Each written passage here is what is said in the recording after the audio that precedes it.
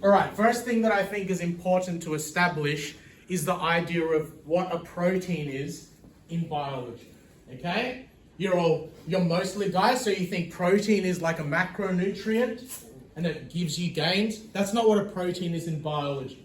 A protein in biology is like a little machine that does something.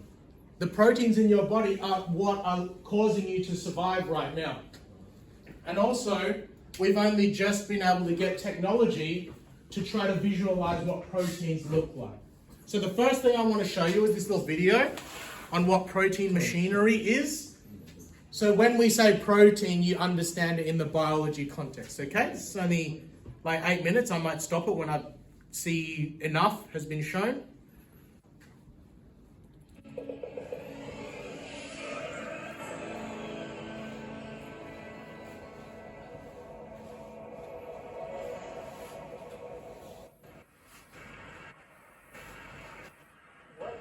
I'm going to show you are the astonishing molecular machines that create the living fabric of your body. Now, molecules are really, really tiny. And by tiny, I mean really.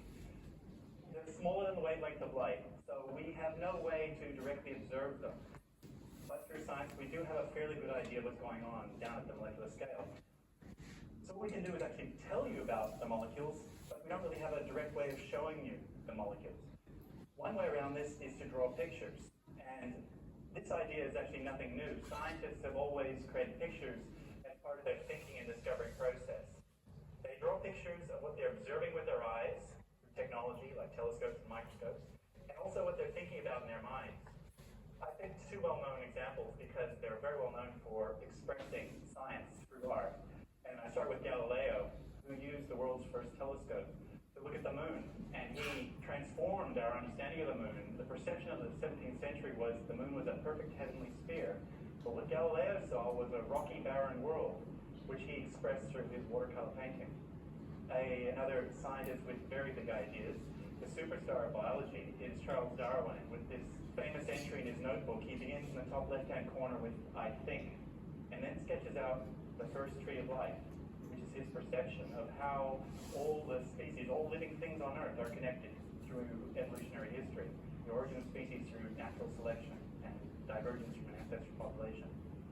Even as a scientist, I used to go to lectures by molecular biologists and find them completely incomprehensible with all the fancy technical language and jargon that they would use in describing their work, until I encountered the artworks of David Goodsell, who was a molecular biologist at the Scripps Institute. And his pictures are all, everything's accurate, it's all to scale. And his work illuminated for me what the molecular world inside us is like. So this is a transection through blood. In the top left-hand corner, you've got this yellow-green area. The yellow-green area is the fluids of blood, which is mostly water, but it's also antibodies, sugars, hormones, that kind of thing. And the red region is a slice into a red blood cell, and those red molecules are hemoglobin. They are actually red. That's what gives blood its color. And hemoglobin acts as a molecular sponge to soak up the oxygen in your lungs and then carry it to other parts of the body. I was very much inspired by this image many years ago, and I wondered whether we could use computer graphics to represent the molecular world. What would it look like? And that's how I really began. So let's begin. This is DNA in its classic double helix form, and it's from X-ray crystallography. It's an accurate model of DNA. If we unwind the double helix and unzip the two strands, you see these things that look like teeth. Those are the letters of genetic code, the 25,000 genes you've got written in your DNA. This is what they typically talk about, the genetic code. This is what they're talking about. But I want to talk about a different aspect of DNA science, and that is the physical nature of DNA. And it's these two strands that run in opposite directions for reasons I can't go into right now, but they physically run in opposite directions, which creates a number of complications for your living cells, as you're about to see, most particularly when DNA is being copied. So what I'm about to show you is an accurate representation of the actual DNA replication machine that's occurring right now inside your body, at least 2002 biology. So DNA is entering the production line from the left-hand side, and it hits this collection, these miniature biochemical machines that are pulling apart the DNA strand and making an exact copy. So DNA comes in and hits this blue donut-shaped structure, and it's ripped apart into its two strands. One strand can be copied directly, and you can see these things pulling off down to the bottom there. But things aren't so simple for the other strand because it must be copied backwards. So it's thrown out repeatedly in these loops,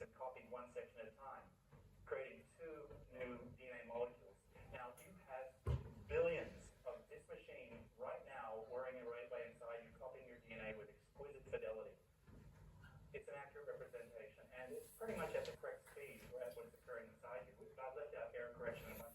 That's enough for me. Basically what I wanted to show you is that a protein is a little machine in your body that does something. Can someone remind me what hemoglobin protein was supposed to do? What was its purpose? Why was it red? To carry oxygen. To carry oxygen, okay? So there's a little protein, it's a little machine, and literally all its purpose is to hold on to an oxygen molecule so that you can absorb it into your body, okay? So can you imagine that we are very reliant on these machines working properly? So that's what a protein is in the idea of biology, okay? The next thing I want you to do is, can you each grab a piece of paper, one each, get a pen, something to write with.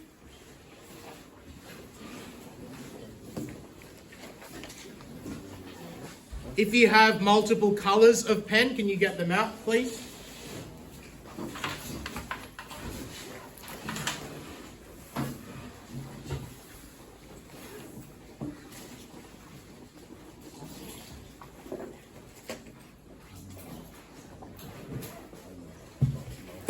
So how many multicolours? As many as you can, because we're gonna draw quite a comprehensive diagram together, and if you can copy it with multiple colors, it's just gonna stand out a little more. Ultimately, you'll get all the information that I want you to get, but colors might be helpful, okay? Can you leave the talking until I'm done, because that is recording? There'll be a black section of that video. Like, well, the lights went out for a second. That's fine. You didn't know, okay? Okay, before I start drawing this stuff, can I please ask you to close your eyes? And I need you to imagine a situation. I just need you to, because when your eyes are closed, you can more vividly imagine stuff. So can you imagine that you're a kid, you want to cook a lasagna or something? Do you have instructions for that yourself? No? What's it called? It starts with an L. For a big place that has a repository of heaps of information, probably in books. Library. So could you imagine yourself wanting to cook a lasagna? You're not rich enough to go buy your own bloody recipe book, so you go to the library instead because it's free. So you go to the library, you don't have a library card. Could you go to like the recipe books and find the lasagna recipe? Could you get a piece of paper and write that down instead? Is that a reasonable thing to be doing? Okay? And then could you take that piece of paper? You can't take all of the books because that's too much information, right? So could you take that piece of paper with that recipe that you need outside of the library? Take it back home? Okay? And then when you get your ingredients to make that lasagna, are you transforming the words that were on that piece of paper into sort of like a language of ingredients? Okay? Can you keep that story in mind? Okay, open your eyes now. On your piece of paper, please, can you write a little title?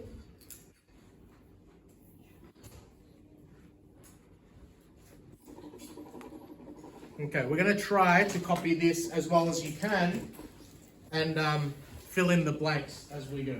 Okay? All the information on here you got on Friday, but it wasn't linked together into a story. Okay? And you'll see, and Ms. Kanina will see, that you can use metaphors to tell a story of something very complicated. Okay? So, your nucleus. Did you at least get that the DNA exists in the nucleus? Yeah. Okay? Yeah. The DNA in the nucleus is an extremely long molecule. It's all mixed up. It's not organized nicely until you're trying to replicate the DNA, and then it becomes the chromosomes which you talked about. But normally DNA is just a mess. Okay? A little section of DNA that's actually meaningful. A little section of DNA that has the recipe to make a protein, or the recipe to make lasagna, that's called a gene.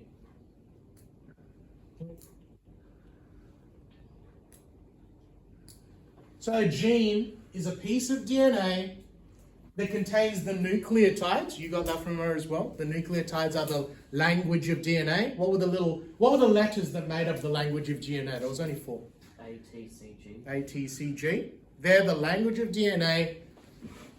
A section of DNA that has the nucleotides that codes for a protein is called a gene. Okay? And so if we zoomed in on the gene, this is the important part of the DNA that actually means something. RNA polymerase, which he also talked about, reads that gene that means something, and it gets the matching codons. That's why the matching is important. A matches to T, G matches to C. So a matching, you remember what the small single helix stuff was called? It wasn't DNA anymore, it started with a different RNA, good. So matching RNA strand is produced for the gene. This process is called, so if I'm listening to a video and then I just type out what they're doing, do you know what that process is called? It starts with a T. Transcription. That's why we call it the same thing in biology. Because are you doing the same language? You're just writing it in a different way. That's why it's transcription. So called transcription. And then I'll give you time to get that little section there after. Why do you think mRNA must be made?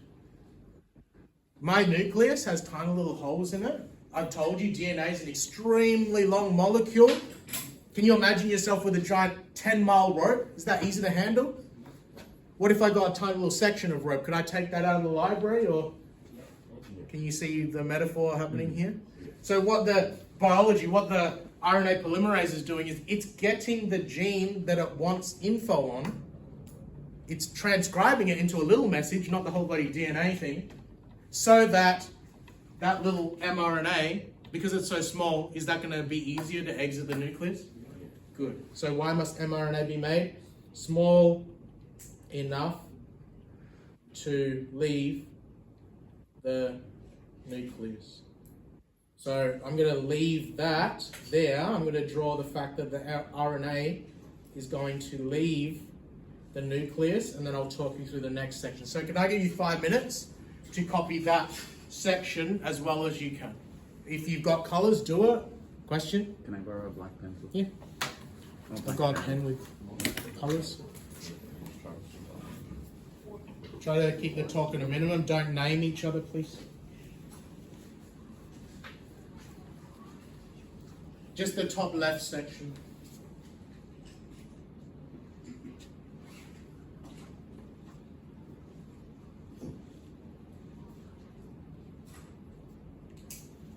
And yeah, I won't do the talking crap in between like I normally do, because then there'll be evidence. There'll be evidence of each.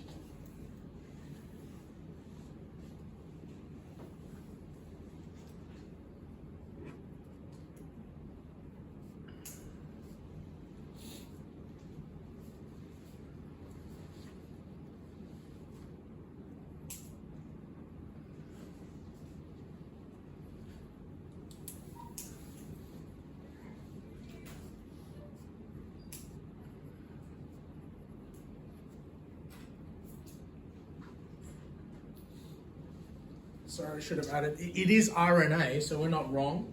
But that little section is called an mRNA. It's an mRNA, standing for messenger RNA. So if you think of our little recipe metaphor, what is that mRNA in that story? What is the thing in that story that that mRNA represents? The piece of paper that has been written in the exact same language of words and English and etc. from that book. What is the DNA in that metaphor story? The books in the library. Okay?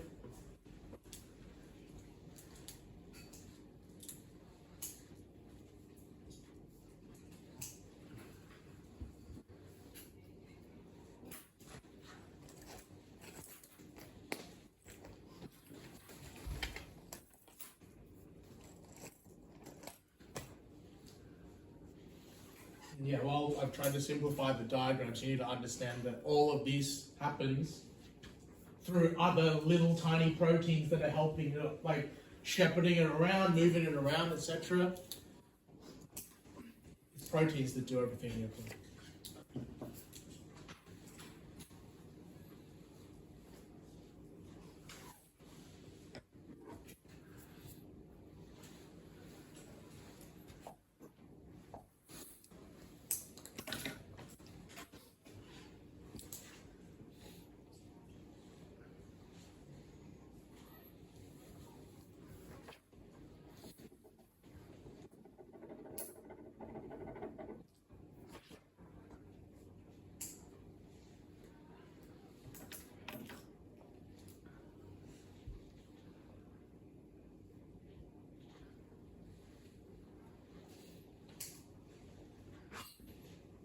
Couple of minutes, and then I'll talk you through this, and then I'll give you more time to just get that whole screen. And I have a little mini screen underneath,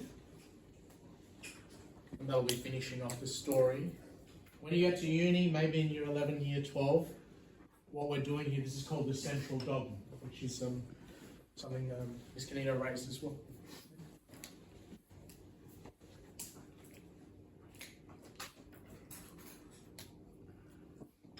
So can you see how I'm picking out certain words? That's what helps it.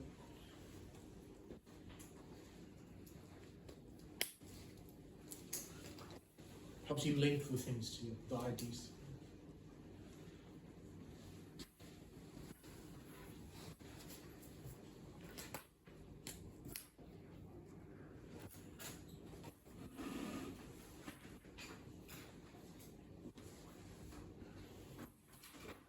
So I'm going to start filling out the top right up here.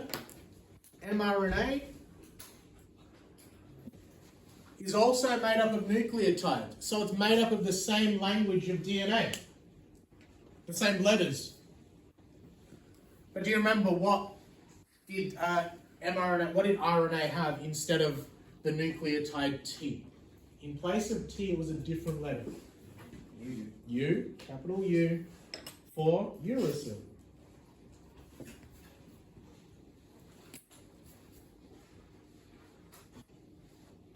The Y that's different, that's something that that's a question you'd be answering at uni level, okay? Don't worry about it here. Ultimately, the language is the same, except for instead of T's, mRNA has U's. What happens then? The mRNA feeds through another protein called a ribosome, which was explained on Friday. Another protein machine, but now because we exited the nucleus, what's directly outside of the nucleus? Do you remember from year 8?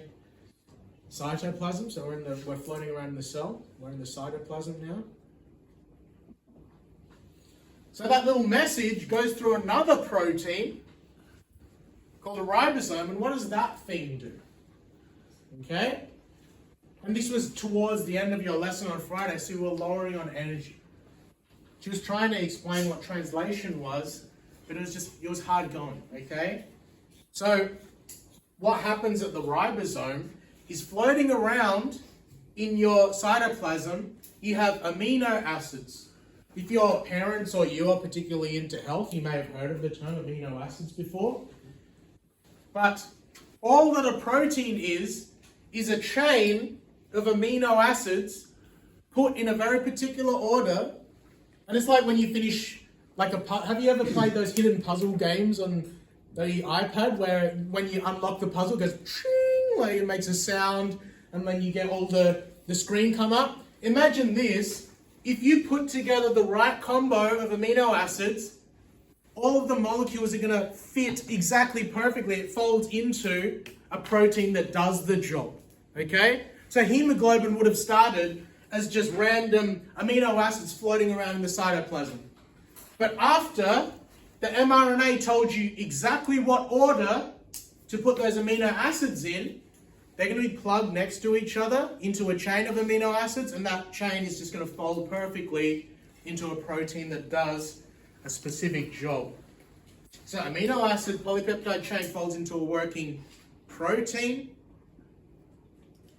And this process, it can't be transcription anymore, because what was the language of DNA and RNA? It was in nucleotides. What are the different little letters that make up a protein? Are they nucleotides anymore? What are they? What are the little units that make up a protein instead? Amino acids. Is that a different language? So it's not transcription anymore. What is the word for it when you change from one language to another? Translation. Correct.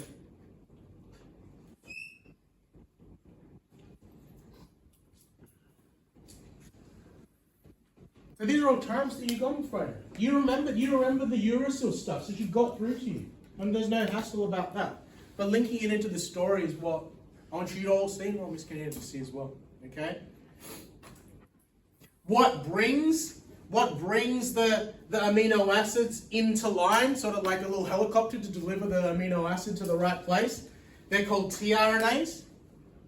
And what's special about tRNAs is they have a little section of nucleotides, 3 nucleotides, that match whatever it says on the mRNA, so that the puzzle all fits together. Can you remember what it was called? It started with a C when you had the group of 3 nucleotides, the 3 letters? Codons. Codons, yes. Codons are triplets.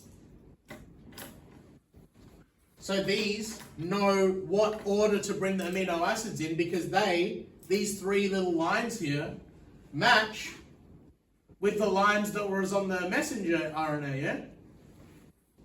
So they bring the amino acids to the ribosome so that they can follow the code in the mRNA, the little piece of paper with your recipe on it, in the right order to chain these amino acids together to make a protein that does something. For example, hemoglobin, whose job is to carry oxygen through your body. Okay? I'll give you a few minutes. Can you get that whole section on your piece of paper as close as you can? No one's grading you on what it looks like. It just needs to be understandable to you. So I'll give you a few minutes for that.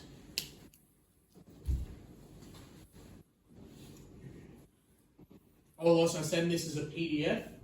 Okay? And if you say, well, if you're sending it as a PDF, why ask me to write it? No, I think it's important that you actually write it because if you actually write it, have you read through it once? Yeah. That's how I operate in maths school, okay?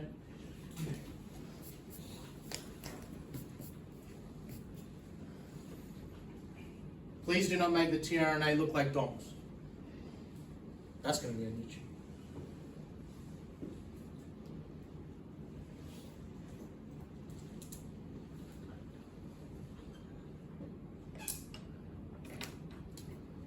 If you watch my whole general maths lesson, I was roasting Samsung. I'll tell you if Samsung tries to take me down for that video. Because I was using the calculator on my Samsung phone and kept like pooping itself. Don't buy Samsung.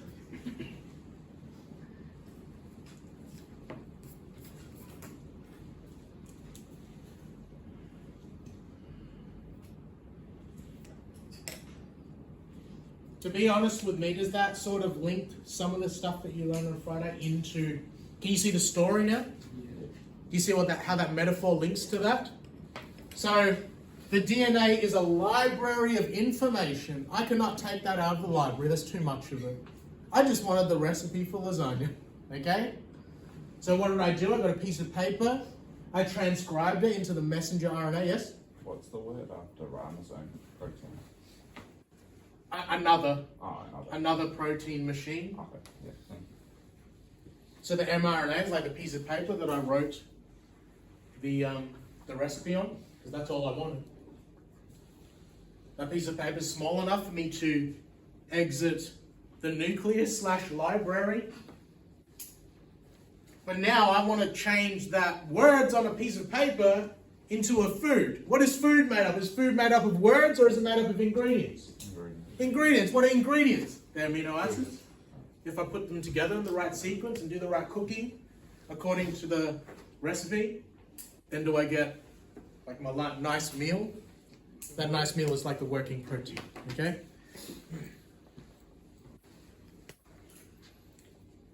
3 more minutes on that, and then we'll finish that up.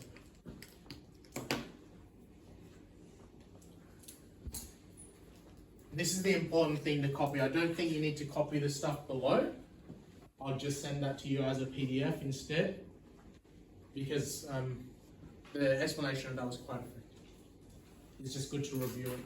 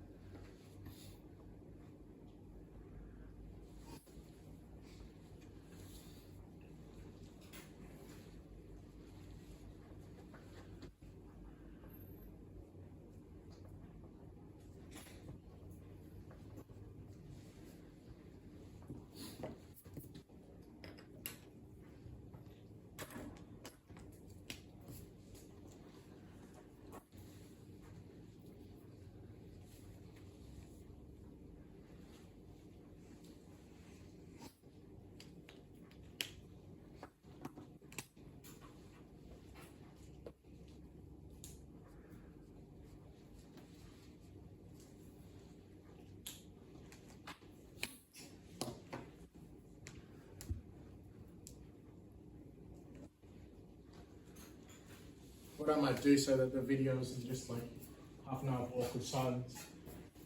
I'll quickly do this bottom stuff and then I'll scroll up there for anyone that needs to finish off. Okay? While you're doing your questions, you can do that.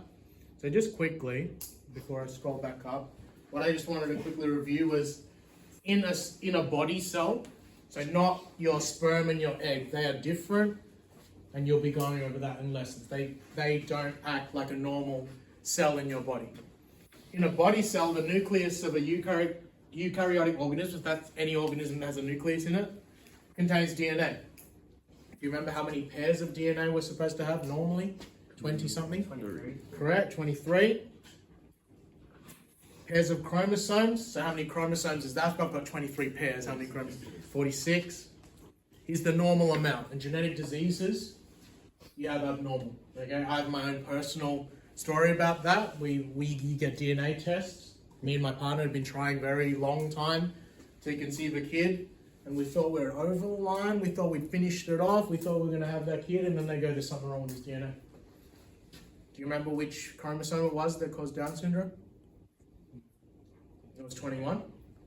If you had three little, this is the normal, and then the little offshoot one, that was considered, that's possibly Down syndrome, and that's exactly what they detected. Okay? I'm a person that says if you work your ass off, you always get what you want. That's the story to go, no, you should work your ass off to be nice and kind to people and everything, but sometimes things don't work out. Okay? So it was like a kick in the guts. Okay? Because you've been trying for so long, you try to be nice to people, and it just felt like you just didn't get what you wanted, right? But we had one more chance. We were like, well, what if we check mum's DNA? What if we check dad's DNA? Because we're both semi-normal. If he got the same thing as what one of you had, then it's just hereditary, okay? And it turns out that little extra bit of DNA came from me, okay? So, yeah, good story in there, okay? But this is what's considered normal. Anything different, it's a wake-up call. It's possibly something different. A quick review on this. What kind of a helix is DNA? A normal helix is just twist like that, but how many strands does DNA have? So what kind of a helix would it be? Double. Don't worry about copying this. This is a review of good information that you got. What was that one repeating section of DNA called? A nucleotide.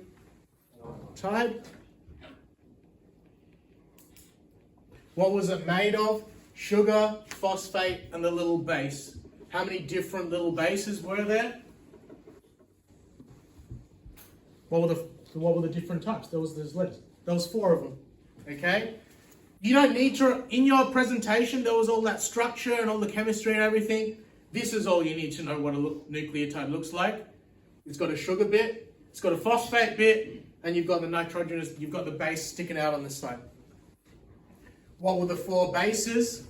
You wouldn't remember that. I know one starts with an A. Does anyone happen to remember what the A stood for? Adenine. Thymine with a H, so thymine. So you did remember some stuff. See? You don't need to actually remember. I just need you to remember the letters. I don't need you to remember the names. That's ridiculous, okay? Memorization doesn't help anyone. In my year 12, we were asked to memorize the first 20 elements of the periodic table, and they gave us a periodic table anyway. So what was the point of that? Okay? And G, the last one, was called guanine. And then lastly, you only see that little X shape of chromosomes when a cell is about to duplicate. Why? Because I need to clone it, I need to separate it into two. Normally, DNA is just a mess. Normally, DNA is just this giant, long bit of spaghetti that never ends. It's messy, okay? DNA is wrapped up in structures called chromosomes. So what you learned from last week, that is a chromosome. One of the sections by itself was just called a chromatid.